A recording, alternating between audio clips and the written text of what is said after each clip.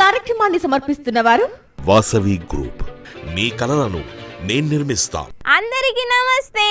గరం గరం వార్తలకి స్వాగతం. ఈ రోజు కూడా మీకోసం షాన్నే వార్తలు పట్టుకొచ్చిన. అంతకంటే ముందుగాల హెడ్లైన్స్. రాహుల్ గాంధీకి అట్ల ముద్దు పెట్టినవేందమ్మా? ఓ మై గాడ్. అడిగి మరీ రాఖీ కట్టించుకున్న యాచకుడు. భర్త కావాలే ప్రియుడు కావాలని పోలీస్ స్టేషన్ పోయిన మహిళ.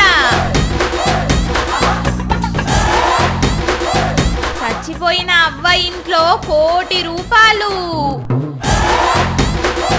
కార్లు వస్తాడు, రోడ్లు ఊడుస్తాడు.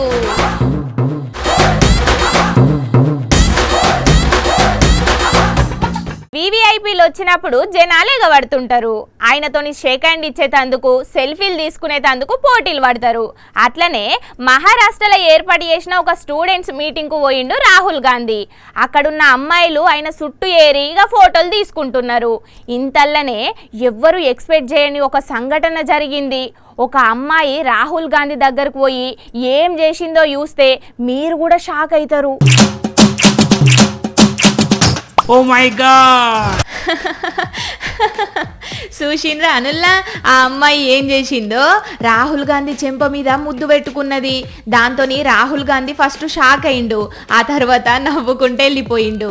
అయితే ఇంట్లో తప్పు పట్టే ముచ్చట ఏం లేదు కానీ ఒక్కోసారి కొంతమందికి వాళ్ళు అభిమానించే నాయకుల మీద ప్రేమ ఈ రకంగా తన్నుకొస్తుంది అన్నట్టు. మరి జనం బాగానే జమైన్లు.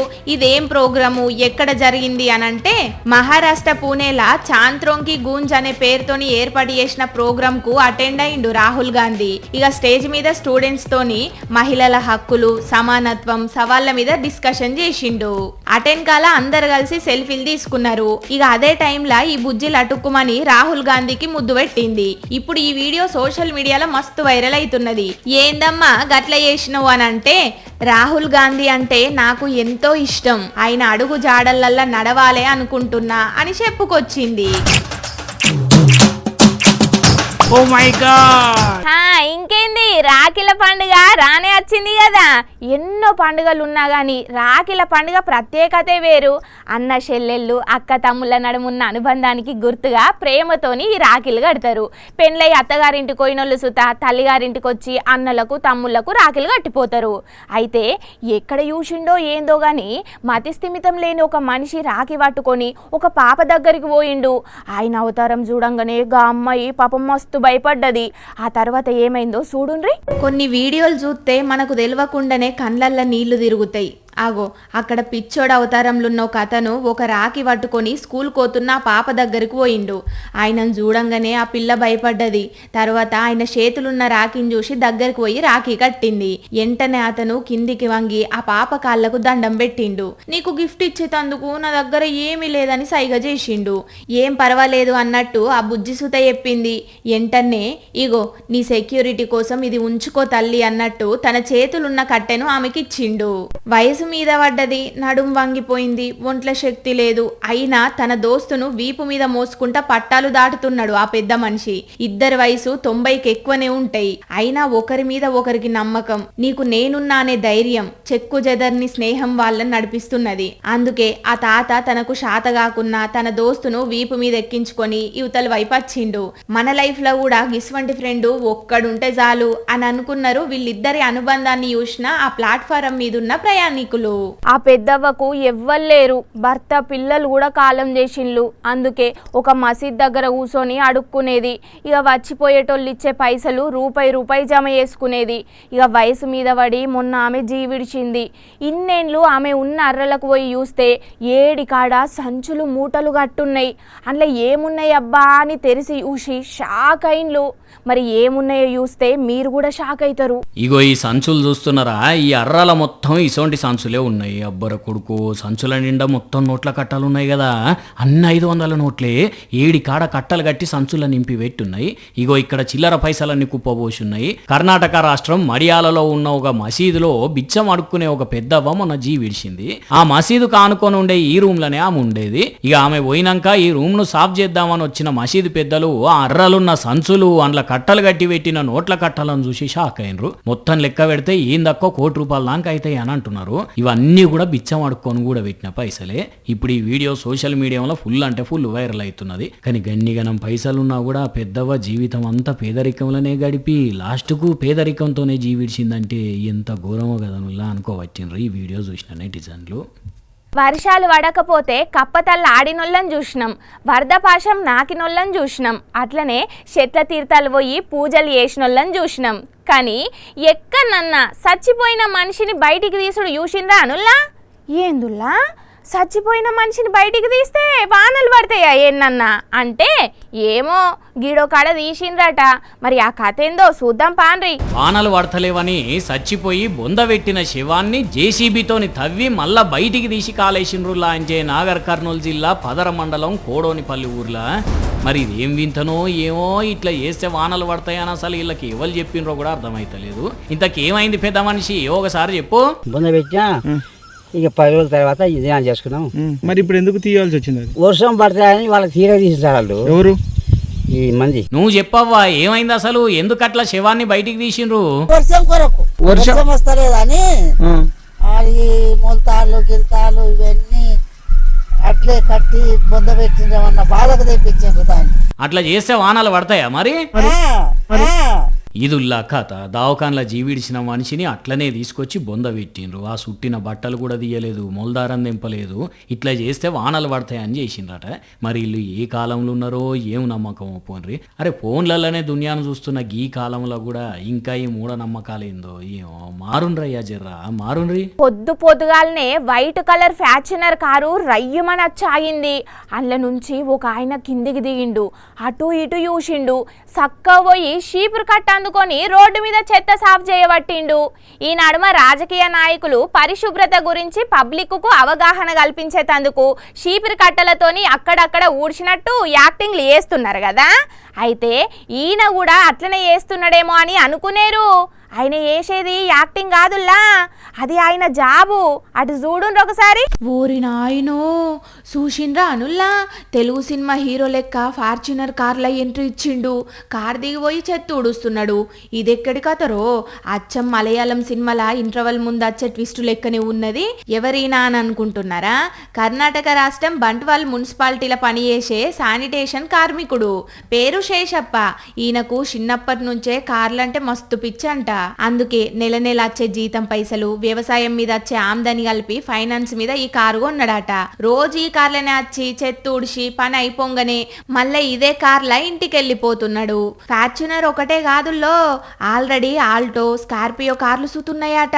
ఈ వీడియో ఇప్పుడు సోషల్ మీడియాలో మస్తు వైరల్ అవుతున్నది. కలలు గనండి, వాటిని సాకారం చేసుకోండి అని అబ్దుల్ కలాం అన్న మాటను శేషప్ప సీరియస్ గా తీసుకున్నట్టున్నాడు. అందుకే చేసేది చిన్న జాబే అయినా పెద్ద పెద్ద కార్లల్లో తిరుగుతున్నాడు అని అనుకోబట్టిండ్లు. చాలా రోజుల నుంచి కారు కొందామని ప్లాన్ చేసుకొని ఎప్పటికప్పుడు వాయిదా వేసుకుంటున్న బడ్జెట్ పద్మనాభంలు.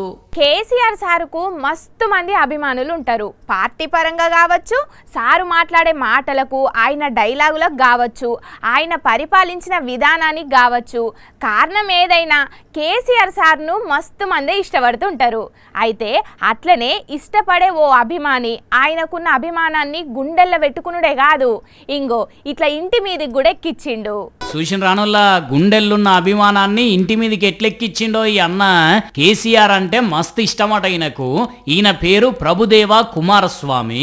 వరంగల్ జిల్లా పర్వతగిరి మండల్ చౌటుప్పల్ ఊరి ఇల్లది. కేసీఆర్ నాయకత్వం అన్నా, కేసీఆర్ అన్నా, కేసీఆర్ స్పీచ్లన్నా మస్తు ఇష్టమట అన్నకు. అందుకే ఆయన అభిమానాన్ని మనసులనే పెట్టుకోకుండా ఇగో ఇట్లా ఇంటి మీద ఆట్టేసిండు. ఒక దిక్కు ఈయన ప్రతిభను చూయించిండు, ఇంకో దిక్కు కేసీఆర్ సార్ మీద అభిమానాన్ని చూయించిండు. ఇక దీంతో కేసీఆర్ సార్ తదిమ అభిమానులు మస్తు మురిసిపోకుండా ప్రభుదేవ అన్నను తారీఫ్ చేస్తున్నారు. ఇంకా గులాబీ గులాబీ రంగుతో వేస్తే మస్తు ఖుషి అయ్యేటోళ్ళు కావచ్చు, కానీ ఇట్లయితేనే ఎక్కువ కాలం ఉంటుందని వేసిండు కావచ్చు. మొత్తానికి ఈయన వేసిన ఆర్టును చూస్తేనే అర్థమవుతున్నది కేసీఆర్ సార్ అంటే ఎంత ఇష్టం ఈయనకు అనేది. మరి ఎప్పుడన్నా కేసీఆర్ సార్ ఎలక్షన్ ప్రచారం కిటి దిక్కు వచ్చినప్పుడు దీన్ని చూస్తాడో లేదంటే కేటీఆర్ సార్ అన్న చూస్తాడో ఏమో గానీ అట్లా గిట్లా చూస్తే మస్తు ఖుషి అవుతాడు కావచ్చు కదా నువ్వులా ప్రభుదేవా అన్న. పిల్లగాండ్లను హాస్టల్లల్లా ఎందుకు వేస్తారుల్లా? రోజు బడికోవుడు అచ్చుడు తిరుగుడు తప్పుతుందని కదా. ఆన్నే ఉంటే యాళ్ళకు లేస్తారు, ఇంత తింటారు, మంచిగా చదువుకుంటారు, ఇక ధ్యాస అంతా చదువు మిన్నే ఉంటుంది అని మంచిగా చదువు చెప్తారనే కదా. కానీ ఒక ఆడ పిల్లగాండ్లు క్లాసులల్ల కంటే ఎక్కువగా కిచెన్లలోనే ఉంటున్నారట. మరి ఎందుకు అట్లా? అసలు ఆడ ఉండి ఏం చేస్తున్నారు వాళ్ళు అనేది చూద్దాం పాన్ రూపారి. ఇగో ఈ పిల్లలే క్లాసుల కంటే ఎక్కువ కిచెన్లనే ఉంటున్నది. అగ చూడుండ్రి, పుస్తకాలు పట్టాల్సిన చేతులతోని పిండి విసుకుతున్నారు. గీ చిన్నోడైతే ఏకంగా పిండి విసికే బండ మీదనే కూర్చున్నాడు. నల్గొండ జిల్లా దామరచెర్లున్న సాంఘిక హాస్టల్లో చదువుతున్న పిల్లగాన్లు ఇల్లంతా. సరే వంట నేర్చుకున్నాడు తప్పు కాదు కావచ్చు, కానీ హాస్టల్లో గీళ్ళ చేతులతోని చపాతీలు చేసే అవసరం ఏముంది అసలు? సర్కారు వంట మనుషులను పెట్టి జీతం ఇయ్యనే పట్టే ఆ లేగాడిద పనులు దోమ పోయినట్టు వీళ్ళతోని పని చేపిస్తున్నారు. అరే ఇంట్లో నలుగురికి సరిపడ పిండి విసుకుతేనే చేతులు నొప్పి ఊడతాయి పెద్దోళ్ళకే. అటువంటిది అల్ల వయసు ఎంత, అల్ల చేతి బొక్కెంత, గంత గంత పిండి విసుకుతే అల్ల చేతులు ఉంటాయి అసలు? ఇవాళ ఒకళ్ళు వీడియో తీసిండ్రు కాబట్టి బయట పడ్డది. ఎన్ని రోజుల సంధి చేపిస్తున్నారో ఇట్లా. గిందుకేనా పిల్లగాళ్ళ హాస్టల్కు పంపింది. ఇక ఇట్లయితే అల్ల చదువులు ఏం పొడిగెళ్తాయి? అరే పెన్నులు పట్టాల్సిన చేత పిండి విసికిస్తున్నారు ఇట్లా. కొంచెమన్న సోయున్నదా ఆ హాస్టల్ ప్రిన్సిపల్ కు వార్డెన్ కు? అయ్యలు విద్యాశాఖ ఆఫీసర్లు దీని మీద ఏం చర్యలు తీసుకుంటారో తీసుకొని మళ్ళో తాప పిల్లగాళ్ళతోని గిస్వంటి పనులు ఏపియకుండా చూడుండ్రయ్యా అని అనుకోబట్టిందట పిల్లగాళ్ళ పేరెంట్స్. పిరిగా పిప్పర్మెంట్లు వంచుతున్నారంటే యాళ్ళ పొద్దుగాల పోయి లైన్లో నిల్చుంటారేమో అనిపిస్తుంది కొంతమందిని చూస్తేనైతే. ఉత్తగా వస్తున్నదంటే చాలు దేన్ని నిడిచిపెట్టరు. ఇక గదే రోడ్డు మీద ఏ లారీకో యాక్సిడెంట్ అయితే చాలు అందులో ఉన్న సరుకు మొత్తం ఎత్తుకపోతారు. ఇక ఏ ఆయిల్ ట్యాంకర్కో టక్కరై బోల్తా పడితే చుట్టుపక్కల ఉండే జనాలకు పండగే పోన్రిగా. క్యాన్లు బకెట్లు బిందెలతోని జాతర జాతర జరుగుతున్నట్టే ఉంటది పరిస్థితి. అక్కడ ఏమైతున్నదో చూడుండ్రి. అయ్యో అయ్యో అయ్యయ్యో నీ అన్నాలం పాడుగాను గింత ఆగమానుల్లా. అక్కడ ఏమైతున్నదో చూస్తున్నారా? ఆయిల్ ట్యాంకర్ కు యాక్సిడెంట్ అయి బోల్తా పడ్డది. ఎంబట అండ్లున్న పామ్ ఆయిల్ గారబట్టింది. ఇంకేమున్నది? బెల్లం వాసన పసిగట్టి ముసిరే ఈగల్ లెక్క చుట్టుపక్కల ఉండే జనమంతా బిందెలు బకెట్లు క్యాన్లు వాటర్ బాటిల్ తీసుకొని ట్యాంకర్ ను రౌండ్ అప్ చేసిండ్లు. తొవ్వంట పోయే జనం కూడా జమ అయిండ్లు. ఎండాకాలంలో వాడకట్టుకు వచ్చే వాటర్ ట్యాంకర్ ను చుట్టుముట్టి బిందెలతోని నీళ్లు పట్టుకున్నట్టు ఆ ఆయిల్ ట్యాంకర్ నుంచి గారే ఆయిల్ ను క్యాన్లలో నింపుకునేందుకు పోటీలు పడ్డారు. ఆ ట్యాంకర్ డ్రైవర్ కు క్లీనర్ కు ఏమైందో పాపం ఎట్లున్నారో అడిగినోళ్లే లేరు. భలే మంచి చౌక బేరం అన్నట్లుగా పడ్డారు. ఇక ఇంతల్నే పోలీసులు వచ్చి ఆయిల్ కోసం ఆరాట పడుతున్న పబ్లిక్ ను అక్కడి నుంచి వెళ్ళగొట్టిండ్లు. మధ్యప్రదేశ్ రాష్ట్రం గుణ జిల్లాలో జరిగింది ముచ్చట. ఇల్లుగాలి ఒకడేడుస్తుంటే సుట్టకు నిప్పు లేదని ఇంకోడు ఏడ్చినట్టు మరి గింత ఘోరమానుల్లా అని అనుకోవట్టిండ్లు ఈ వీడియో చూసిన నెటిజన్లు. అసలే వర్షాకాలం జర్రంత వాన కొడితే చాలా జాగలల్లా రోడ్ల మీద మొత్తం నీళ్లు నిలిచిపోతుంటాయి. ఎక్కడ గుంతున్నదో మ్యాన్ హోల్ ఉన్నదో అర్థం కాదు అసలు. కొన్ని జాగలనైతే వైర్లు తడిచి కరెంటు షాక్ కొట్టిన ముచ్చట్లు కూడా ఎన్నెన్ని చూస్తలేం మనం. అందుకే వాన పడ్డయల్లా నీళ్ళకెంచి పోయేటప్పుడైతే చాలా జాగ్రత్తగా ఉండాలి. ఇప్పుడు ఇంతగానం జాగ్రత్త ఎందుకు చెప్పవలసి వస్తున్నది అని అంటే ఇగో ఈ వీడియో చూసినాక చెప్పాలనిపించింది. మరి నీ ఆటో అంత ఇటేటో వస్తున్నది పల్టీ కొడుతుందా ఏంది? ఎర్రే పడనే పడ్డది పో. ఆడున్నోళ్ళు పడతదేమో అన్న అనుమానం కొద్దే వీడియో తీసిండ్రో లేకుంటే వాన నీళ్లు గింతగానం నిలిచినాయనే వీడియో తీస్తున్నారో గానీ ఇట్లా ఆటో వచ్చి అడ్డం పడ్డది మొత్తం రికార్డ్ అయింది. గాజియాబాద్ లో అయినా ఆగమిది. వెంటనే ఆడున్నోళ్ళు సాయం చేసి అందరిని బయటికి తీసుకొచ్చిండ్రు. బండి స్పీడ్ లో లేదు కాబట్టికే పెద్దగా ఏం దెబ్బలు దాకలే ఇవ్వలికి గాని పాపం ఈ అక్కకు గజ్జుం అన్నట్టున్నది. ఎట్లా ఏడుస్తున్నది చూడండి. అయ్యో బాగా భయపడ్డట్టున్నది, వణికిపోతున్నది. ఏం కాలేదక్క ఊకో ఊకో. ఇక ఈడ ఇంత ఆగం కథ అయితే గిజ్ చూడండి ఓవర్టేక్ చేయబోయి ఎంతకు తెచ్చుకున్నాడో ట్రక్కోడు.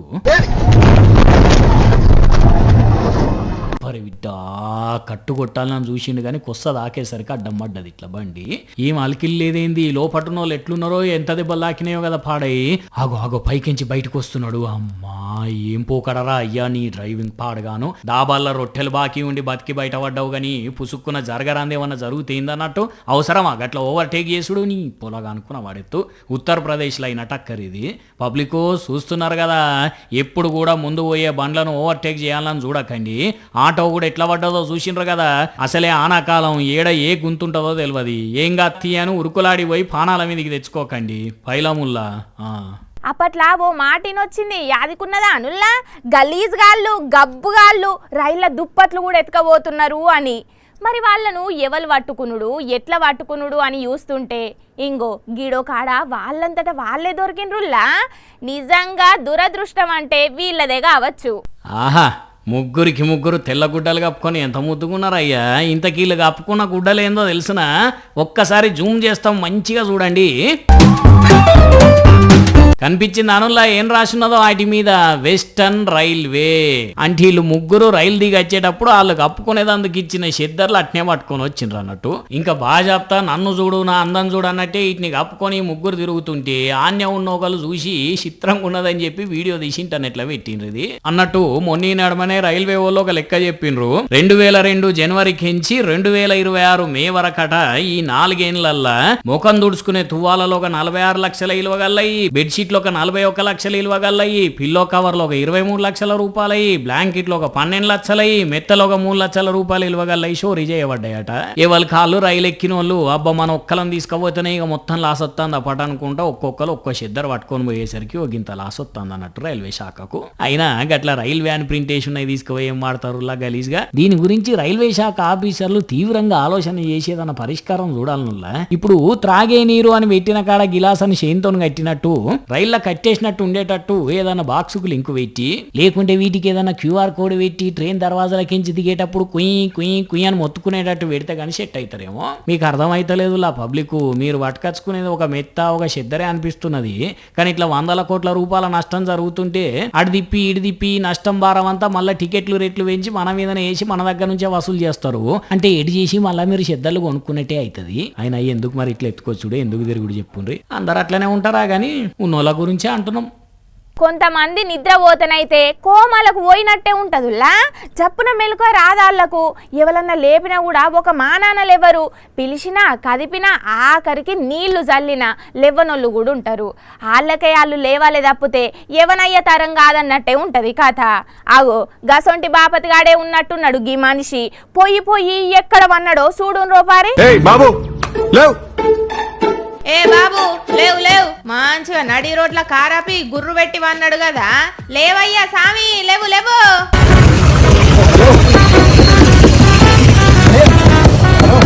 ఓర్ని కుంభకర్ణుని నిద్రానంగా ఇనుడే గాని గిట్లనే ఉంటదేమో ఆ నిద్ర. మరి లేకుంటే ఇంతమంది కారు నూపుకుంటా లే లే లే అని లేపుతుంటే కూడా లేస్తలేడు అసలు. కేరళం కొట్టాయం జిల్లా అతిరంపులపల్లి జంక్షన్ కాడైన తతంగం ఇది. ఈ కార్ల వన్న మోతవారి పేరు జోబినాట. లోపట కార్ల ఫుల్లుగా సౌండ్లు పెట్టి పాటలు పెట్టుకొని సోయి లేకుంటావా అన్నాడాట. ఇంకేమున్నది, హచ్చిపోయే వెహికల్లకు అడ్డం ఉండేసరికి ఏడికాడ ట్రాఫిక్ జామ్ అయింది. ఎవ్వలెంత హారన్ కొట్టినా అస్సలు ఉలుకులేదు పలుకులేదట. ఊర్ని మనిషి ఉన్నడా పీకిండా అని అనుమానం వచ్చి ఇగో ఇట్లా కార్ను ఊపి డబ్బ కార్ను కొడితే ఇక గప్పులు లేచిండట. ఇక ఇదంతా తతంగమైతుంటే ఎవరో పోలీసులకు ఫోన్ కొట్టేసరికి వాళ్ళొచ్చి చెక్ చేస్తే కార్ల మందు కీసలు దొరికినాయట. అంటే బిర్రుగా దాగి వన్నడన్నట్టు ఇంతసేపు. ఇక ఈయన గారి మీద drunk and drive case, traffic nuisance case file చేసిండ్రట. ఇక ఇదంతా అక్కడ ఉన్నోళ్ళు కొందరు వీడియోలు తీసి ఇంటర్నెట్ లో పెట్టేసరికి తాగి డ్రైవింగ్ చేస్తుంటే సడన్ గా గుర్తొచ్చినట్టు ఉన్నది డ్రంక్ అండ్ డ్రైవ్ చేయొద్దని. అందుకే అక్కడిదక్కడనే కారాపి వండుకున్నాడు. తప్ప అనండి అనుకుంటా కామెడీగా కామెంట్లు పెట్టబట్టిండ్రు వీడియో కింద నెటిజన్లు. ఇక ఈ బుల్లా ఇయాల్టి గరం వార్తలు. మన టైం అయితే గుర్తుంది కదా, ప్రతిరోజు రాత్రి 8:30కు మళ్ళీ తిరిగి పొద్దుగాల 8:30కు చూస్తూనే ఉండు సాక్షి టీవీ. నమస్తే.